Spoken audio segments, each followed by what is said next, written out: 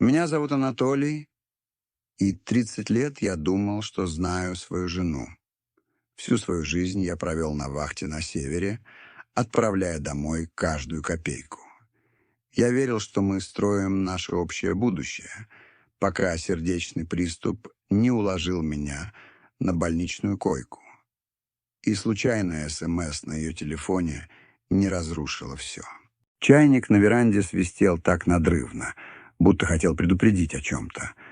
Я смотрел на 3 незнакомые женские фигуры, растерянно стоявшие у калитки нашей дачи, и думал о том, что звук этого чайника — самый честный звук, который я слышал за последний год. Людмила, моя жена, моя Люда, стояла рядом со мной на крыльце, держа в руках поднос с пустыми чашками. Она улыбалась своей фирменной, гостеприимной улыбкой, той самой, что 30 лет заставляла мое сердце таять после долгой вахты.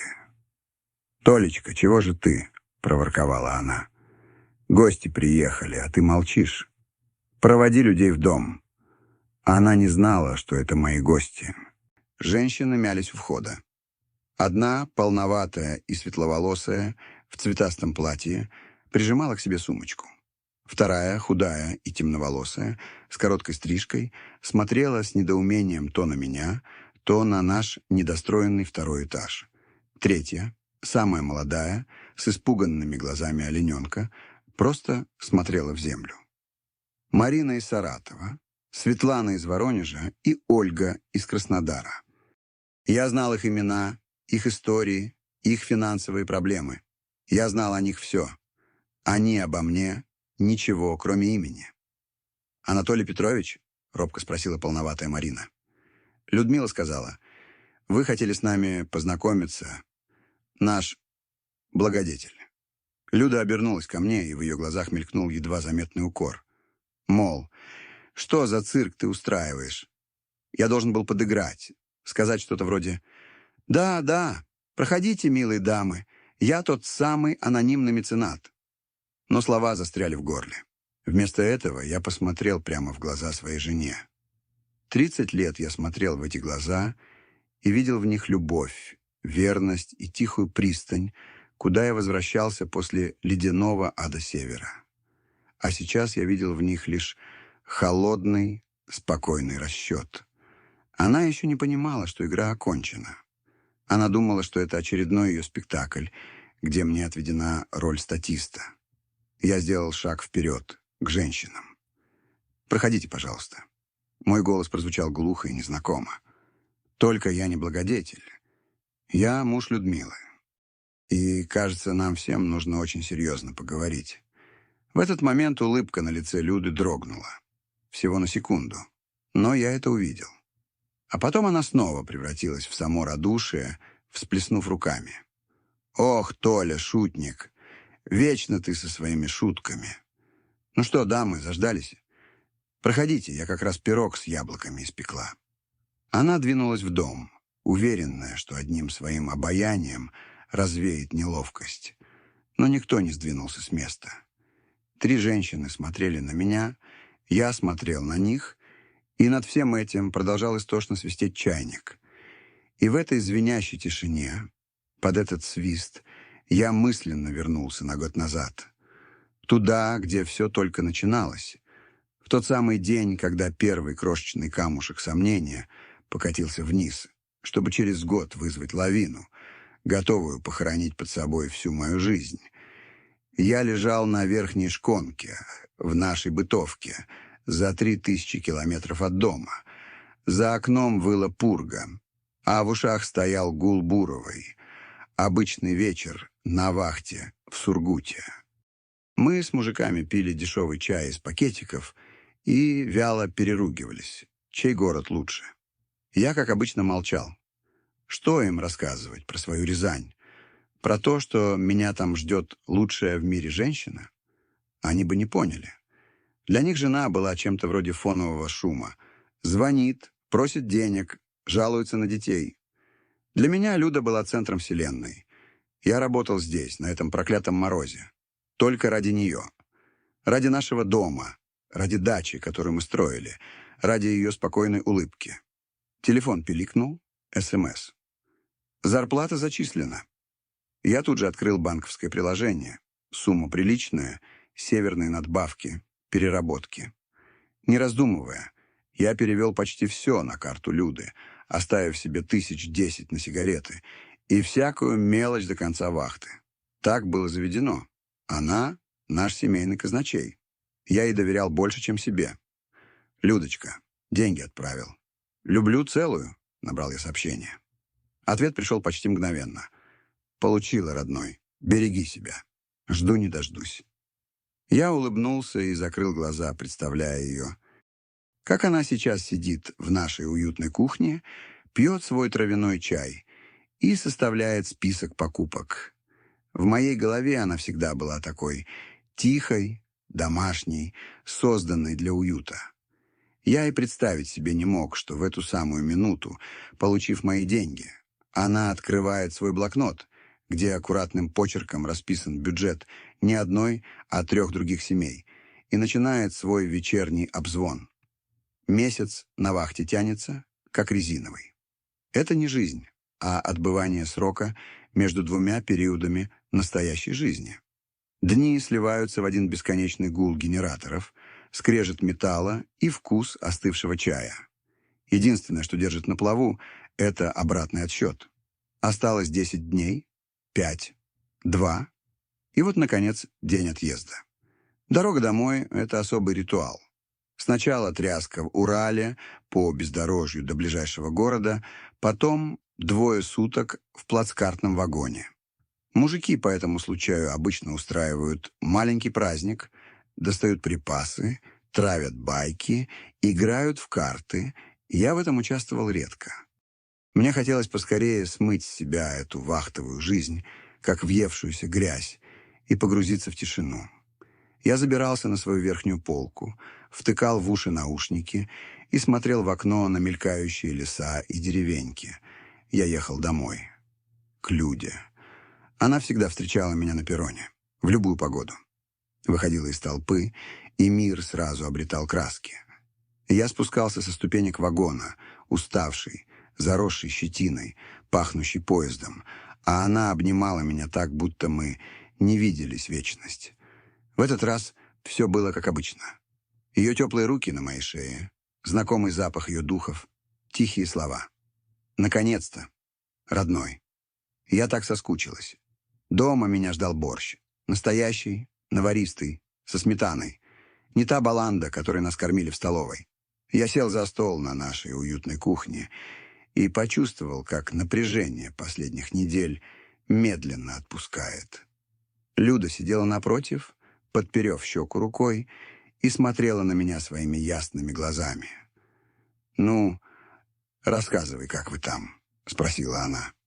«Да как всегда, Людочка. Работа, сон, работа. Мороз в этот раз лютый был, под 50 давило. А ты как? А я что? Дом, огород потихоньку. Счета оплатила, задачу внесла. Все хорошо. Первые несколько дней дома, самые счастливые. Я отсыпался, отъедался, приходил в себя. Мы гуляли по городу, ездили на дачу, где я с удовольствием ковырялся с недостроенной верандой.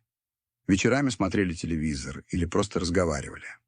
Я рассказывал ей про мужиков на вахте, про поломки, про бытовые неурядицы. А она про соседку, про новый сериал, про то, что помидоры в этом году плохо взошли. Обычная, спокойная, размеренная жизнь. Моя жизнь. Первый камушек сомнения, тот самый, с которого все началось, был до смешного маленьким. Я разбирал зимнюю одежду, чтобы убрать ее на хранение. Достал свою старую куртку, в которой ездил в прошлый раз. Полез по карманам, проверяя, не завалялось ли чего. В одном из них пальцы наткнулись на сложенный вчетверо бумажный квадратик. Я развернул его. Это был чек. Я не сразу понял, что с ним не так. Пробежал глазами. Детский мир, подгузники, погремушка, детское питание. Сумма около 4000. А потом мой взгляд зацепился за адрес внизу чека. Город Саратов. Я нахмурился. Саратов? Я никогда в жизни не был в Саратове. Я повертел чек в руках. Дата стояла двухмесячной давности. Как раз то время, когда я был на вахте. А куртка висела в шкафу. Люда в этот момент зашла в комнату с чашкой чая для меня. «Ой, ты мою старую куртку нашел», — весело сказала она. «Я ее пару раз надевала, пока ты был на вахте. В магазин сбегать. Своя в стирке была». «Людочка». Я поднял на нее глаза, совершенно не имея дурных мыслей, просто из любопытства. «А это что такое?» Я протянул ей чек. Она взяла его, взглянула и ничуть не смутилась. Лишь слегка нахмурила брови, будто вспоминая. Это...» Она легко улыбнулась.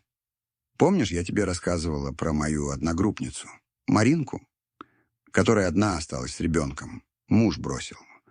Она в Саратове как раз живет. У нее совсем дела плохи были. Даже на памперсы денег не хватало. Ну, я ей и отправила немного с твоей зарплаты.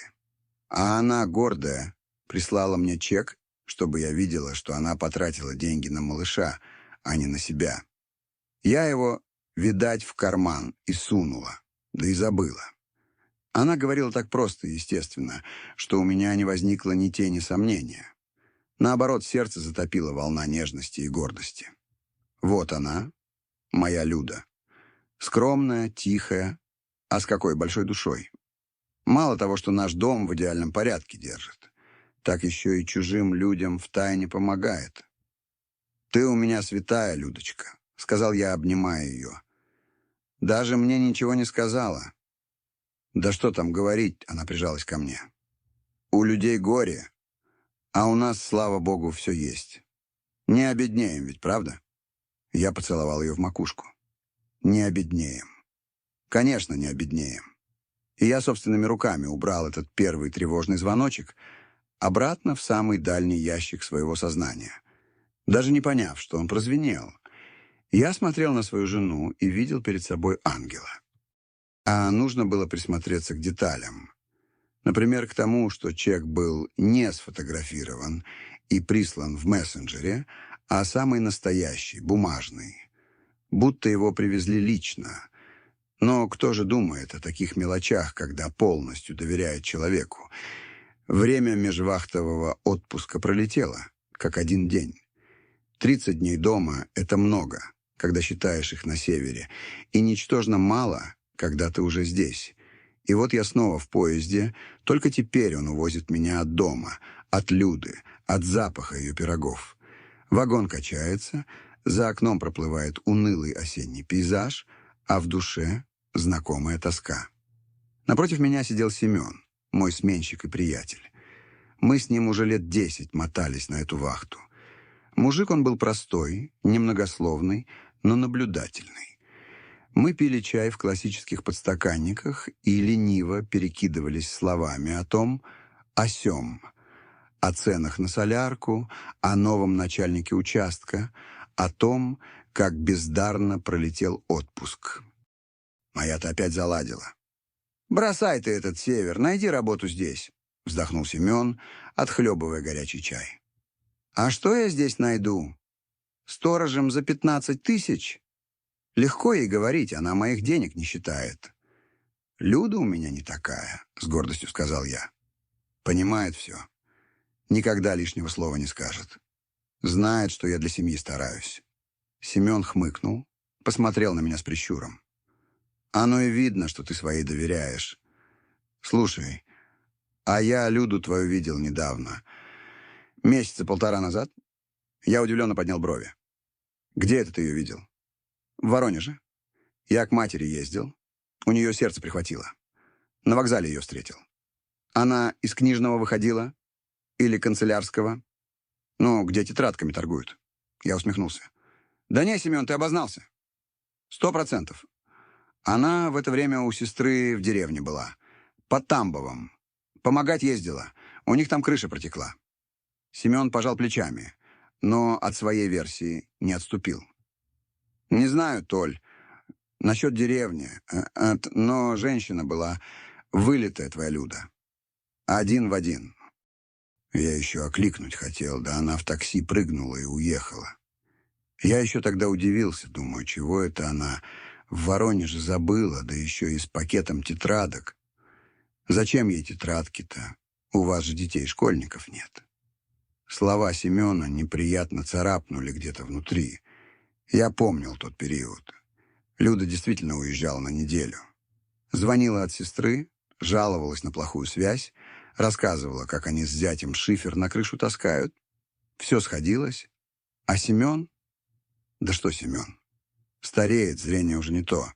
Перепутал с кем-то. В каждом городе есть тысячи похожих женщин.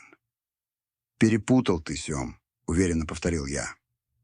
Люда бы мне сказала, если бы в Воронеж поехала. У нас секретов нет.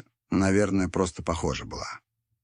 «Может, и похоже», — легко согласился Семен и перевел разговор на другую тему. Но этот короткий диалог оставил какой-то мутный осадок. Весь вечер я нет-нет, да, и возвращался к нему мыслями. Саратовский чек на детские товары. Людмила в Воронеже с пакетом тетрадок. Обе истории звучали странно, выбивались из привычной картины мира. Но в обеих случаях у Люды было простое и логичное объяснение. Помощь одногруппнице. Поездка к сестре. А Семен просто ошибся.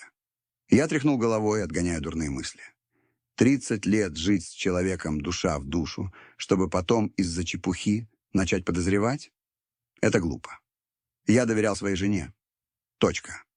Но где-то в самом дальнем уголке сознания, там, где я сам себе боялся признаться, эти два странных факта, чек и рассказ Семена, легли рядом. Они пока не складывались в общую картину, просто лежали, как два несовпадающих куска пазла. Я и не подозревал, что скоро к ним добавится третий, который заставит меня взглянуть на все это уже совсем другими глазами. И случится это в самый неподходящий момент, когда я вернусь домой со следующей вахты, еле живой. Эта вахта оказалась самой тяжелой за последние годы. Не из-за морозов, к ним я привык. Не из-за работы. Руки помнили свое дело. Что-то изменилось во мне самом. Осадок от разговора с Семеном и тот дурацкий чек из Саратова, как два мелких гвоздя в подошве, не давали покоя. Днем, когда работаешь до 7-го пота, об этом не думаешь. Но вечерами, в тишине бытовки, эти мысли возвращались. Я стал замечать мелочи, на которые раньше не обращал внимания. Например, как редко Люда стала звонить сама. Раньше она могла набрать просто так, чтобы услышать мой голос. Теперь наши разговоры стали короткими и деловыми. «Привет. Как ты? У меня все хорошо. Целую». Я списывал это на плохую связь, на усталость, на что угодно. Я отчаянно цеплялся за привычную картину мира, где мой дом — моя крепость, а моя жена — мой ангел-хранитель. Возможно, именно это внутреннее напряжение меня и подкосило. Случилось это за неделю до конца вахты. Я закручивал вентиль на трубе, когда мир вдруг качнулся. В глазах потемнело, а в груди будто раскаленный лом провернули. Острая, жгучая боль пронзила насквозь. Я охнул, хватаясь за сердце, и осел на обледенелый настил. Мужики подбежали, засуетились, кто-то побежал за фельдшером. Последнее, что я помню, это испуганное лицо Семена и его крик: «Держись, Толя!». Очнулся я уже в санчасти. Фельдшер, молодой парень, вкатил мне что-то в вену и сурово сказал: «Давление за 200. Анатолий Петрович. Прединфарктное состояние. Вам на эту буровую больше нельзя. Завтра же отправляем вас на Большую Землю». Домой я летел на вертолете, а потом на самолете, впервые за 30 лет, не доработав вахту до конца. Я чувствовал себя не просто больным. Я чувствовал себя старым и разбитым. В голове стучала одна мысль. Что, если бы я умер там, на этом морозе? Что бы стало с Людой? Эта мысль придавала мне сил. Я должен был жить. Ради нее. Люда встретила меня в аэропорту. Когда она увидела, как меня, бледного и осунувшегося, ведут под руки, она ахнула и бросилась ко мне. В ее глазах стояли слезы. «Толечка, родной мой, что с тобой?» Ее неподдельный испуг и забота смыли все мои глупые подозрения. Я обнял ее и уткнулся в ее плечо, как ребенок. Вот она, моя Люда. Волнуется, переживает. Конечно, я все себе напридумывал. Прямо из аэропорта мы поехали в больницу. Меня положили в кардиологию, в двухместную палату. Подключили к капельницам, напичкали таблетками. Врач сказал, что я вовремя спохватился. Еще немного, и все могло бы закончиться очень плохо. Люда была со мной неотлучна. Приносила домашние бульоны, меняла постельное белье, сидела у моей кровати и держала меня за руку. Я смотрел на нее уставшее, родное лицо и чувствовал себя виноватым за свои недавние сомнения. Третий кусок пазла, тот самый, что сломал все, появился на третий день моего пребывания в больнице. Я лежал под капельницей, чувствуя себя слабым и беспомощным. Люда сидела рядом и читала книгу. «Людочка», — попросил я, — «посмотри, пожалуйста, в моем телефоне номер Семена. Хочу позвонить ему, узнать, как там дела на участке». Телефон на тумбочке. «Конечно, родной». Она взяла мой кнопочный аппарат, но, видимо, не смогла с ним сладить. «Ох, ничего не понимаю в твоей этой развалюхе. Давай я со своего наберу. У меня его номер тоже есть». Она достала свой смартфон. Красивый, современный, который я ей подарил на прошлый день рождения. Начала что-то искать в контактах. В этот момент медсестра заглянула в палату и позвала ее в коридор. Нужно было подписать какие-то бумаги. «Я сейчас, Толечка», — сказала она, и положила свой телефон на тумбочку рядом с моим, экраном вверх, и ушла. Я лежал и смотрел в потолок. И тут ее телефон пиликнул и загорелся от пришедшего сообщения. Я не собирался читать. Но взгляд сам собой скользнул по экрану.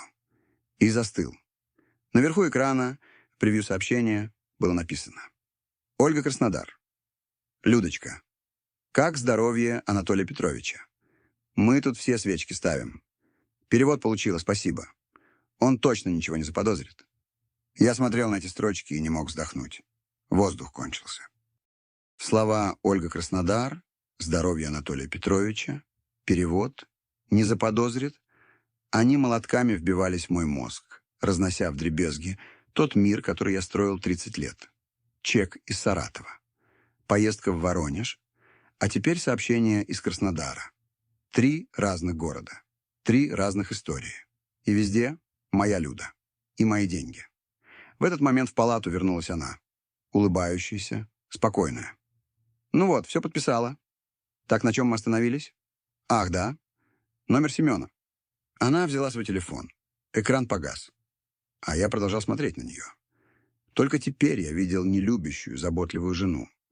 Я смотрел на совершенно незнакомого мне человека. И впервые в жизни мне стало по-настоящему страшно. Сердце, которое врачи только что спасли от инфаркта, ухнуло куда-то в пятки и забилось там частым, испуганным голубем. Я смотрел на улыбающуюся Люду, державшую в руках свой телефон. Маленький блестящий гробик, в котором только что похоронили 30 лет моей жизни, и изо всех сил старался дышать. Вдох-выдох. Вдох-выдох. Аппарат, пищавший у кровати, кажется, занервничал вместе со мной и ускорил свой ритм. «Что с тобой, Толечка?» Побледнел весь. Она шагнула ко мне, протянула руку, чтобы потрогать мой лоб. Ее прикосновение было как удар тока. Я дернулся. «Ничего», — прохрипел я. «Просто...» голова закружилась. Ложь далась мне на удивление легко. Видимо, когда твой мир рушится, ты очень быстро учишься новым правилам игры. И правило номер 1 гласило: она не должна ничего заподозрить. Не здесь. Не сейчас, когда я слаб и уязвим, подключенный к трубкам, как старый, сломанный механизм. «Лежи, лежи, родной», — проворковала она, И эта ее нежность, которая еще час назад казалась мне спасением, теперь звучала как издевательство. «Так, сейчас Семену позвоним». Она снова взяла телефон. Я следил за каждым ее движением, как ее пальцы порхают по экрану. Она что-то нажала, и через секунду из динамика раздались гудки. «Семен? Здравствуй. Это Людмила, жена Анатолия. Да, в больнице он... Передаю ему трубку». Она поднесла телефон к моему уху. «Толян! Здорово!» — бодро раздался в трубке голос Семена. «Ты как там, брат? Напугал нас всех!» Я сглотнул вязкую слюну. «Нормально, Сем». Мой голос был чужим. «Подлатали немного. Ты давай, лечись там. Мы за тебя всем участком кулаки держим. Без тебя тут все не то. Возвращайся скорее. Возвращайся. Куда мне теперь возвращаться? В тот дом, который оказался декорацией. В ту жизнь, которая была ложью? Спасибо, Сема. Я постараюсь», — выдавил я и отвернулся к стене. «Все, Люда, забери. Устал». Люда закончила разговор, что-то щебеча Семену про врачей и лекарства. Потом снова села рядом. Она поправила мое одеяло, подоткнула подушку. Каждое ее движение было пропитано заботой. Фальшивой, как елочные игрушки. Я смотрел на нее и впервые видел не родного человека, а хитрого, расчетливого стратега. Кто она? Зачем ей все это? Саратов, Воронеж, Краснодар. Она что, по всей стране себе гнезда свила? На мои деньги, заработанные потом и здоровьем. Мысли в голове роились, как разъяренные пчелы. Мне нужно было что-то делать. Но что? Пойти в полицию? Что я им скажу? Моя жена помогает людям, а мне это кажется подозрительным. Они бы посмеялись мне в лицо. Мне нужны были доказательства. Факты. И я знал одного человека, который мог мне в этом помочь. Племянник мой, Олег. Сын моей покойной сестры. Парень толковый, но с непростой судьбой. Лет 10 отработал в уголовном розыске. Дослужился до капитана, а потом ушел. Не захотел мириться с системой, уволился и открыл маленькое детективное агентство. Занимался в основном проверкой неверных мужей, да поиском должников. У нас с ним были хорошие, теплые отношения. Я ему когда-то помог с первым взносом на квартиру, и он всегда говорил: «Дядь Толь, если что, я в твоем распоряжении». Кажется, это что-то наступило. Весь день я пролежал, притворяясь спящим. Я слушал, как Люда разговаривает с врачами, как шуршит страницами книги, как отвечает на какие-то звонки, выходя в коридор. Каждый раз, когда она выходила, мое сердце замирало. С кем она говорит? С Ольгой из Краснодара? С Мариной из Саратова? Вечером она собралась домой. «Ну все, родной, я поехала. Утром рано приду. Тебе что-нибудь привезти?» «Ничего не надо, Людочка. Все есть. Ты отдохни». Она наклонилась и поцеловала меня в лоб. Поцелуй Иуды. Дверь палаты за ней закрылась. Я подождал минут 10, прислушиваясь к больничным звукам, шарканью тапочек в коридоре, покашливанию соседа за стенкой. Потом, превозмогая слабость и головокружение, я сел на кровати. Руки дрожали. Я дотянулся до тумбочки и взял свою старую кнопочную Nokia. Нашел в контактах номер Олега. Пальцы плохо слушались, но я нажал на кнопку вызова. Гудки показались мне вечностью. «Да, слушаю», — раздался в трубке его спокойный, чуть басовитый голос. «Олег», — прошептал я, — «это дядя Толя. Дядь Толь. Привет. Мне тетя Люда звонила, сказала, ты в больнице. Как ты себя чувствуешь? Что врачи говорят?» «Олег, послушай меня внимательно», — перебил я его. «У меня мало времени. Мне нужна твоя помощь. Срочно. И это дело касается тети Люды. Ни слова ей, ни единого слова. Ты меня понял?» На том конце провода повисла тишина. Олег был слишком опытным, чтобы задавать лишние вопросы. «Понял», — наконец сказал он твердо. «Диктуй, что нужно делать».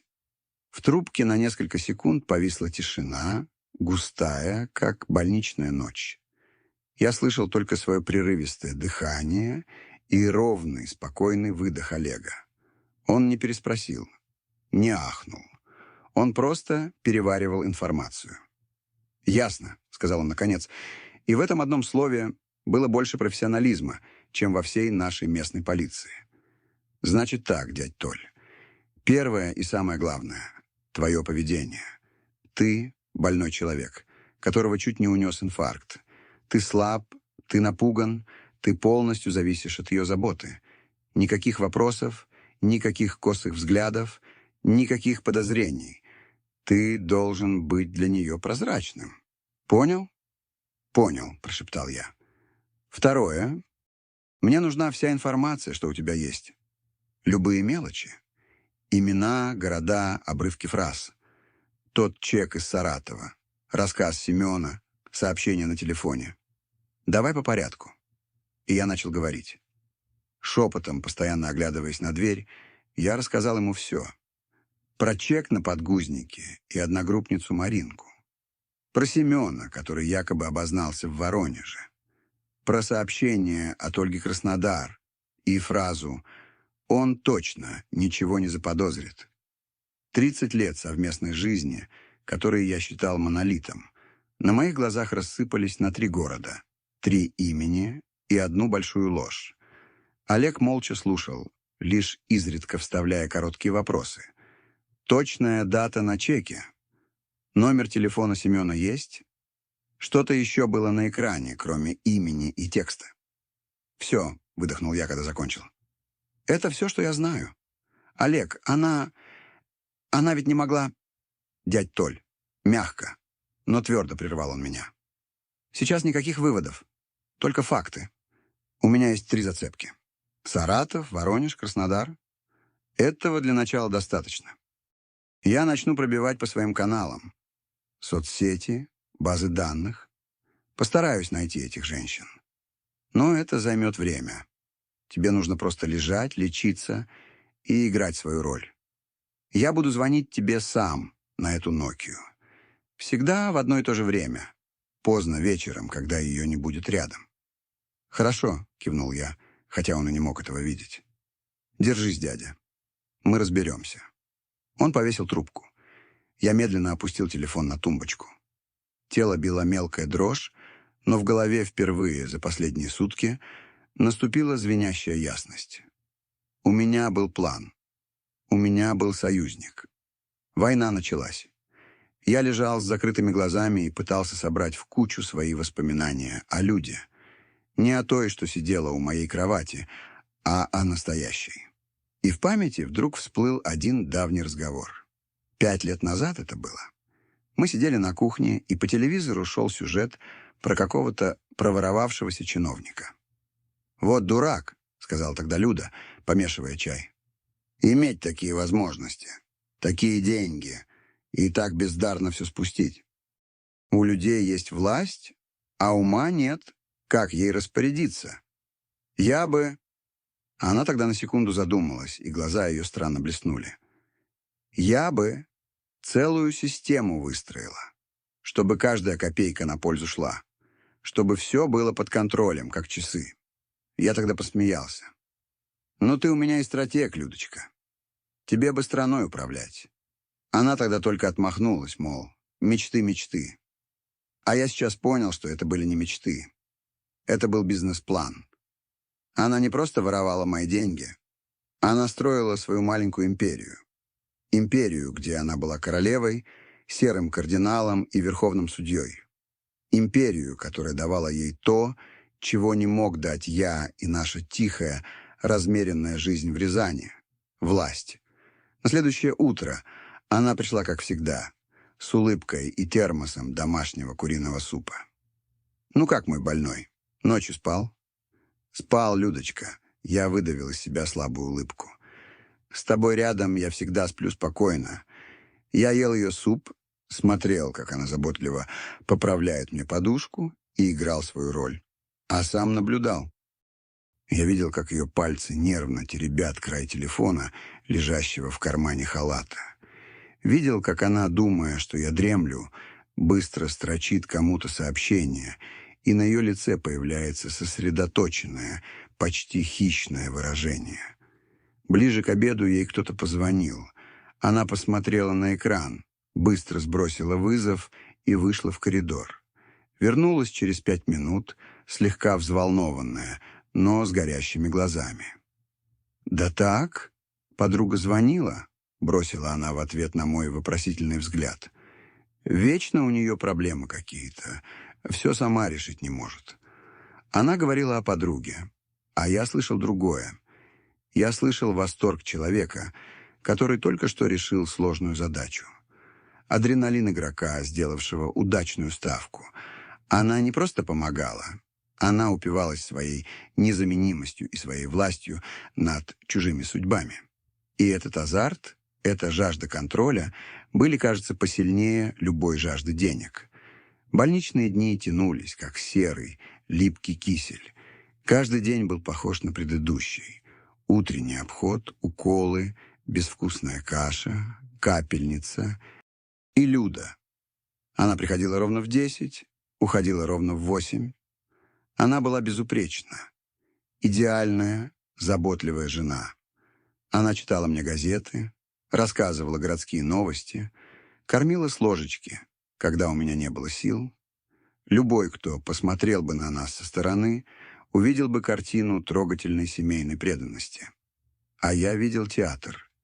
Я научился читать между строк.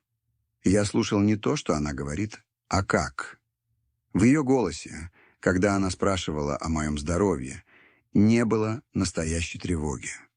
Была лишь хорошо отрепетированная нотка беспокойства. Ее руки, поправляющие мое одеяло, были нежными, но механическими, как у робота-сиделки. Она была здесь телом, но мысли ее витали где-то далеко. В Саратове, Воронеже, Краснодаре. Я часто притворялся спящим, оставляя лишь щелочку между ресницами, и наблюдал за ней. Она садилась у окна, доставала свой смартфон и погружалась в него. Ее лицо менялось. Исчезала маска, уставшей от переживаний супруги.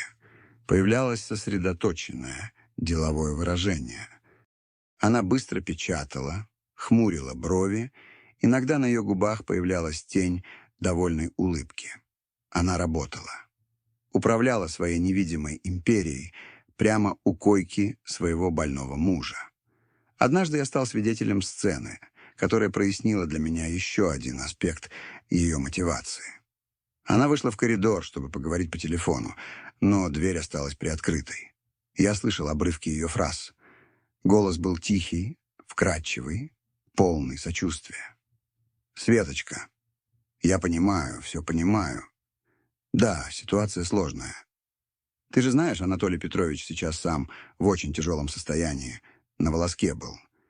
Но он все равно про вас не забывает. Он святой человек. Он просил передать, что мы найдем выход. Да, я все решу. Положись на меня». Я закрыл глаза. Меня прошиб холодный пот. Она использовала мою болезнь. Мой инфаркт стал инструментом в ее игре. Она превратила меня в трагическую, благородную фигуру Анатолия Петровича, который даже на смертном одре печется о своих подопечных. Это поднимало ее собственный статус в их глазах. Она не просто помощница. Она доверенное лицо великомученика, его правая рука. Это было уже не просто воровство. Это было кощунство. 4 дня я жил в этом тумане, разрываясь между ненавистью и желанием докопаться до правды. Каждый вечер, ровно в 11, моя старенькая Nokia тихо вибрировала под подушкой. «Дядь Толь, это я. Новостей пока нет. Работаю». «Держись», — говорил Олег и вешал трубку. А на 5-й день его голос изменился. В нем пропала будничная рутина. Появился металл. «Дядь Толь, есть». Мое сердце замерло. «Говори». Нашел я Ольгу Краснодар.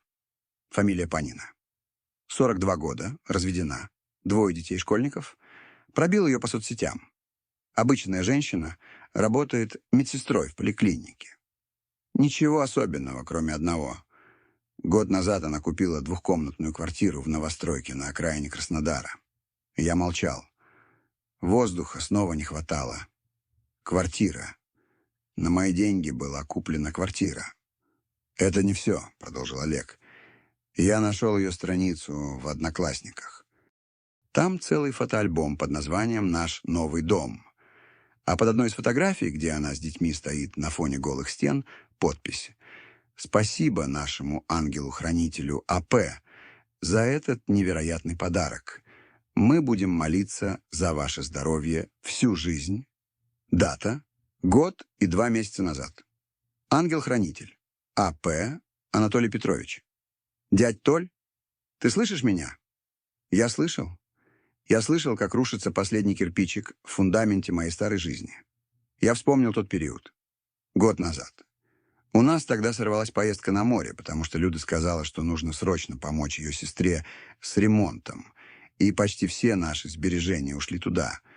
И я тогда еще расстроился, но согласился. Семья — это святое. Оказывается, семья у меня была гораздо больше, чем я предполагал. «Что? Что мне делать, Олег?» — прошептал я. Губы меня не слушались. «Ничего», — отрезал он. «Тебя завтра выписывают?» «Да». Врач сказал, дома и стены лечат. «Вот и отлично. Возвращаешься домой. Продолжаешь играть роль. А я копаю дальше. Теперь, когда есть фамилия, я могу зацепиться за финансовые следы. Запрошу через своих людей выписки по счетам. Это дольше, но надежнее. Дядя, главное, держи себя в руках. Теперь мы знаем, что ищем. А значит, мы их найдем. Всех». Я нажал отбой. Положил телефон на тумбочку и долго смотрел в темное окно, где отражалось мое измученное, постаревшее за 1 неделю лицо. Дома и стены лечат. Как иронично. Я возвращался в дом, который больше не был моим. Возвращался к женщине, которая была мне чужой. Но теперь я возвращался не как жертва. Я возвращался как охотник. И я знал, что моя охота только начинается. Врач, пожилой усатый кардиолог, пожимая мне на прощание руку, бодро сказал: «Ну все, Петрович, дома и стены лечат. Главное — покой и никаких волнений». Я кивнул и слабо улыбнулся. Если бы он только знал, что отправляет меня не в тихую гавань, а в самое сердце вражеской территории. Дорога из больницы домой показалась мне путешествием в другую жизнь. Вот знакомый поворот. Вот магазинчик, где мы с Людой всегда покупали хлеб. Вот наш двор. Раньше я смотрел на все это с тихой радостью. Теперь с холодным любопытством археолога, разглядывающего руины древней цивилизации. Моей цивилизации. Люда вела машину аккуратно, постоянно бросая на меня обеспокоенные взгляды. «Толечка, ты не замерз? Может, печку посильнее включить?» «Нет, Люда, все хорошо». Дома она окружила меня удушающей заботой. Уложила на диван в гостиной, укрыла пледом, принесла теплый морс. «Так, лежать», — строго сказала она. «Никаких телевизоров, никаких телефонов. Тебе нужен абсолютный покой. Я все буду делать сама. Ты только отдыхай».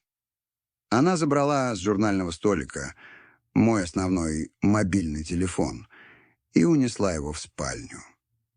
«Чтобы звонками не беспокоили», — пояснила она. Этот жест, который раньше я бы счел проявлением любви, теперь выглядел как ход хитрого тюремщика, отрезающего заключенного от внешнего мира. Она не знала, что главный мой канал связи с реальностью, старенькая Nokia, тихо лежит в кармане больничной куртки, висящей в прихожей. Я лежал на диване и чувствовал себя шпионом в собственном доме. Каждый предмет казался чужим. Вот наша свадебная фотография на стене, 2 молодых, счастливых лица. Кто эта смеющаяся девушка рядом со мной? Я ее не знаю. Вот кресло, в котором я любил сидеть вечерами. Сейчас оно выглядело как молчаливый соучастник ее преступлений. Я решил провести небольшую проверку. Нужно было понять, насколько глубока кроличья нора. «Людочка», — позвал я слабым голосом. Она тут же прибежала из кухни. «Что, родной? Что-то болит?» Нет-нет, я вот о чем подумал. Лекарства эти все, больница. Наверное, дорого обошлось. Сколько у нас там на сберкнижке осталось? Хватит на реабилитацию. И я задал этот вопрос максимально естественно, как и положено человеку, внезапно столкнувшемуся с проблемами со здоровьем. Я смотрел ей прямо в глаза, пытаясь уловить хоть тень сомнения, хоть малейшую заминку. Но ее игра была безупречна. Она тяжело вздохнула, села на краешек дивана и взяла меня за руку. Ее ладонь была теплой и мягкой. «Ох, Толечка, почти ничего там не осталось», — сказала она с искренней грустью в голосе. «Ты же помнишь, мы сестре моей на крышу большую сумму отправляли? Потом вот сейчас все эти расходы. А лекарства жутко дорогие. И я последние копейки со всех счетов собрала. Но ты об этом не думай. Слышишь? Не волнуйся. Прорвемся. Я что-нибудь придумаю. Может, у соседей займу до твоей следующей зарплаты. Главное — это твое здоровье. Деньги — дело наживное». Она погладила мою руку, и на ее глаза навернулись слезы. Настоящие, крупные, блестящие слезы.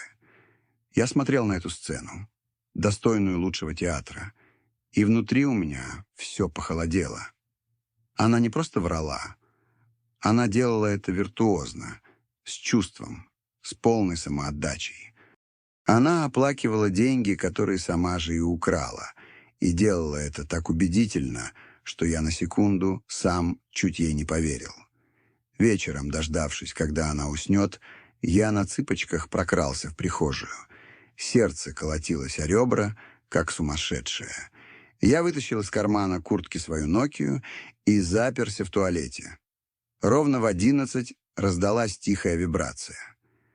«Дядь Толь», — голос Олега был напряженным, — «новости есть, и они тебе не понравятся». Я вцепился в телефон. Я нашел одногруппницу Маринку. Волкова Марина Игоревна. Саратов. Не работает, числится как мать-одиночка. Живет не в квартире. Живет в доме. Небольшой частный дом в пригороде. Судя по документам из Росреестра, куплен 1,5 года назад. Оформлен на нее. Я молчал, прислонившись лбом к холодной кафельной плитке. Дом. Еще и дом. Продолжение следует во второй части рассказа, друзья. Оставайтесь с нами.